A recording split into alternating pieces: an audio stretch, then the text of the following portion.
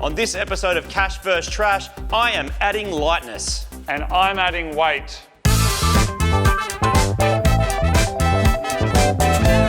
When it comes to track performance, a huge component of that is your power to weight ratio. How do you work that out? You get the power divided by the weight.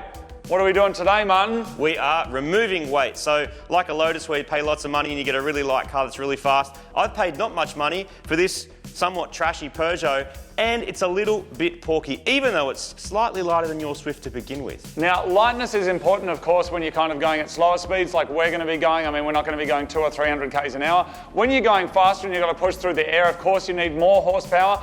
But for slow, nimble driving, and I mean slow as in under 200 kilometers an hour, having weight reduction should have a massive effect on the performance of this car, which is absolute shite. Now, Euro cars are known to be a little bit heavy. There are some creature comforts in there, stuff I don't need on the racetrack. So we're going to start by ripping that out, and we're just going to keep ripping stuff out and keep weighing it and find out exactly how much weight we have removed from my Euro nugget. The Peugeot will become a worse and worse car with everything that we remove, which is why the Suzuki Swift is not here, and you'll see why shortly. I'm not removing anything from mine. In fact, I'm adding, and what I'm adding is going to help me win the ultimate battle, which is coming up soon, the finale of Cash vs Trash. But for now, let's start removing this rubbish from this rubbish and putting it in the rubbish. With small, low-powered cars, weight saving is more important than ever. So today we'll be removing absolutely everything that we don't need from the inside of the Peugeot. And I mean everything. So even though Marty got 2 seats from Marketplace, he only needs 1 because we're going full race car now. So this one here is coming out. This is 22 kilos. We're going to weigh everything as it comes out so we get an idea of just how much weight that we've removed. We're going to try and take out as much stuff as is reasonably appropriate. But we're starting with the seat, which is 22 kilograms. All right, I'm going to go break some shit. How do you reckon you get that off? It seems to all be talks most of the way through, like all here talks. Look at that. Is that a dong? Yep. An unused condom in the Peugeot. Why am I not surprised? This car is full of garbage, and not just the stuff they installed from the factory, it's also got the previous owner's trash in it. So that's all going in the bin. And today I'm going to enjoy myself destroying as much of this car as possible. So sit back and relax for the next 60 seconds or so as most of this car goes in the bin.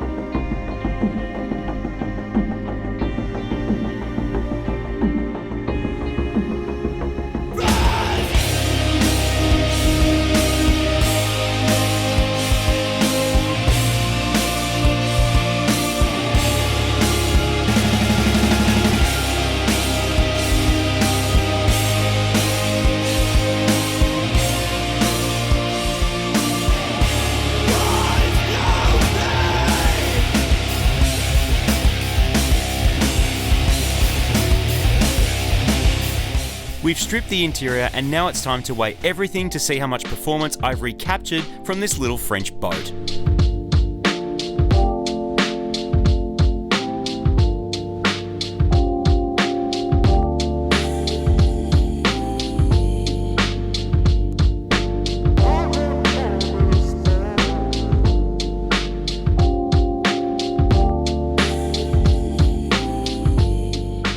This here is a bin full of garbage that's taken out of this Peugeot. We've weighed it all, and I'm about to reveal the number, but before I do, jump into the comments right now and take your guess. How much weight do you think has been removed from the car? We'll give you a couple of seconds. The only thing left is the driver's seat. Everything else is gone that we could rip out. Have you left a comment? All right. Seat, 22 kilos. A bag of shit, 8 kilos. The spare, 16 kilos. Multiple other bags of shite. There's all the numbers. The total is 93.5 kilos removed from the car. Is that going to be enough for the Peugeot to take the Swift at the track? It's pretty significant, but it's also significant how crap we've made this car. I mean, it didn't start out great to begin with, but now you can't put your mates in it. It's noisy, it's loud, it's not as safe. Like, you know what I mean? Yeah. Just for 90-something kilos. I guess if you're playing to win, then that's what you got to do. But it feels like a bit of a downgrade. A down, I know. Know what I mean? It's When you start The low, car there's is not as good. not part to fall, is there? It's not as good as a car, but it's better as a winning machine, which is what it's going to be against a Swift. Marty's Peugeot is actually starting to look like a real race car. That's actually not Marty's Peugeot. Someone else is making a Peugeot race car, believe it or not. A place where there's actually real race cars. I'm down at AGI in Sydney, creator of precision engineered roll cages with products that meet the specific requirements of different motorsport disciplines. And today, the Swift is getting 3D scanned for a perfect roll cage install. The car is mapped with flawless texture and geometry acquisition with post-processing completed in SolidWorks. Then all of the pieces of my roll cage can be precision cut, ready to be welded together. And you can even add custom build codes or messages if required.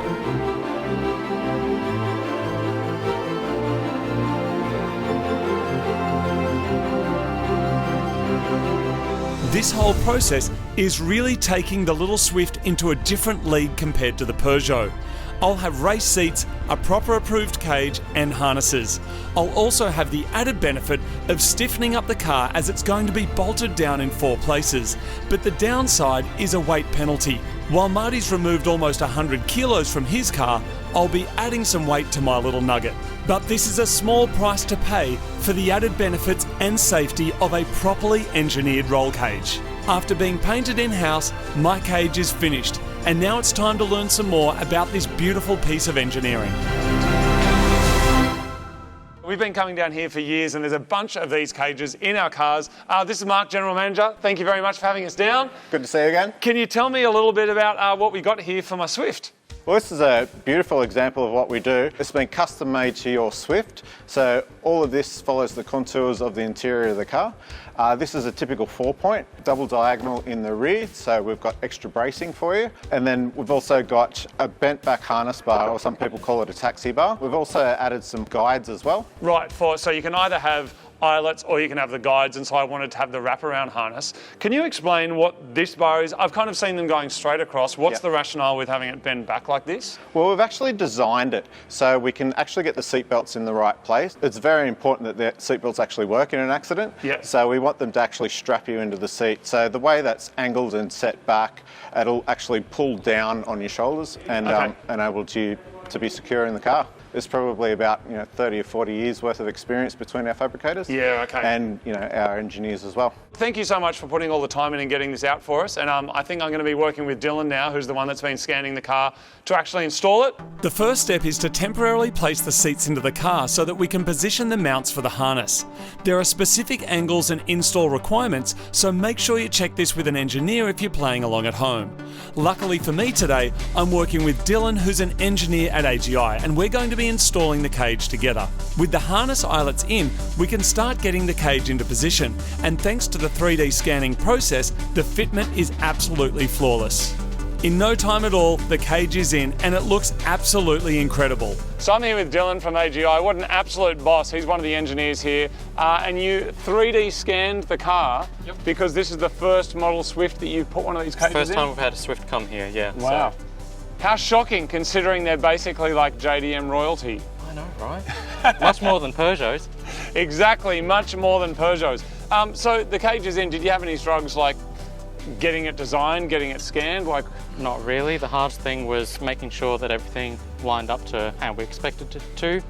But with our tools, that's pretty easy. Yeah, and that's the 3D scanner lets you get everything 3D exact scanner right. and the tube cutter, get everything to the right angles, and it just works out. Awesome. So next up, we are putting in the harnesses, which is here. Sebelt, I got these from V-Sport. Once we've got these ones done and the ones down here, then we'll get the seats back in, and then we're almost done. Yeah, then that'll be it. You and me off to the drive-through. Exactly.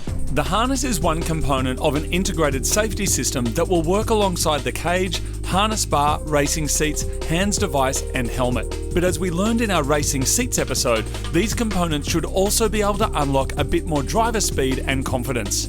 With the seats back in the car, now we can work on getting the harness set up for my body shape and size.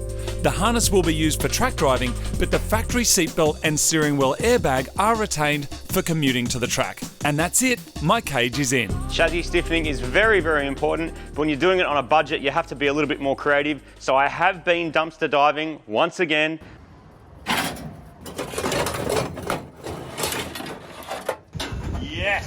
I found myself some awesome pieces of stainless scrap metal at $1.10 a kilo, which is an absolute bargain. This bit weighs about a kilo, so I'm going to cut it up to the right size to put it along the back to make a basically a bar to stiffen my strut towers.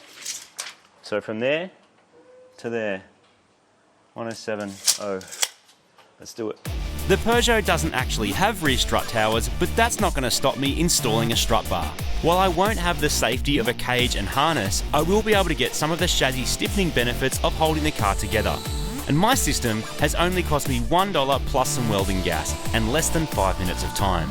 That's the kind of trash that you can't argue with. The Swift cage is in and it looks absolutely freaking bellissimo, or whatever the Japanese way of saying bellissimo is. I do want to say a massive thank you to AGI. They had not done one of these cars before, and thanks to their mad 3D scanning technology and Dylan's skills working with me, we got that all done. And if you've got a Swift the same as that, they now all have the data they need, so they can probably give you a cage for your car as well. Yep, photocopy it, stick it in your Swift. Now, the Peugeot, on the other hand, while it might have a little bit of chassis stiffening mods by stitching my shock towers together, I'm feeling pretty confident because we cut a serious amount of weight out of this thing, and it's all about power to weight. So essentially, I've just put a turbo on it. Yeah, almost 100 kilos. So we've taken weight from you. We've added weight to me, but I got a feeling that my rigidity, stiffness, my kind of holding it all in there, is also going to have some benefits on the track as well. So obviously our final battle is coming up soon. We're going to be running through all the costs, all the mods. We're going to be doing a proper alignment over at DNA as well, so we can get the cars set up the same, and then we'll be hitting the track to see if the Peugeot can keep up. Let's be honest. I reckon it's going to be closer than you think. Really? I reckon it's going to be close. I don't know. It could be anyone's race, but it's going to be close. I don't think Peugeot has the history or pedigree to beat Suzuki. I actually don't. I legitimately don't. I like that this has all been stripped and it's all funny and it's whatever, but anyone watching now, even the Peugeot owners are like, he can't do it. He can't. Cool story, bro. Do you know what I'm saying? Dude, they're just munching baguettes going, no. No. Anyway, we'll see. We will, look, the track times aren't going to lie. That's all I'm saying, man. You know all what I can say is baguette, sushi roll. That's all I'm going to say. Okay. All right, see you next time. We hope you are enjoying this Cash Burst Trash series. We might even do this series one day with something else. Other cars. Boats. Oh, dude. Motorbikes. Stop it. Stop it. People. What? I don't know. But, restaurants. I don't know. But there's a thing. Anyway, we will see you next time for the final battle's coming at you, people. It's going to be blasting every eyeball and earball Are you've you got. keen for more? Check out MCM TV2. Check out the socials. Check out the Instagram, the Facebooks, the TikToks. There's stuff going up every single day. All about all this. If you're keen and you're loving it, smash the follow thing and you will get more in your eyeballs. And for most of the experts that we've had on the show, we've been getting extra videos that we've been shooting that are going up on MCM TV2 that dive into a little bit extra some of the kind of nerdiness around there. Thank you, by the way, to all the experts that have helped us out. Massive thank you to AGI and the team over there. Adam, thank you very much. Dylan, thank you. And Mark, thank you very much. Thank you to the skip bin for accepting all the junk out of this. There it is. All right. See you next time on another episode of Cash vs. Trash.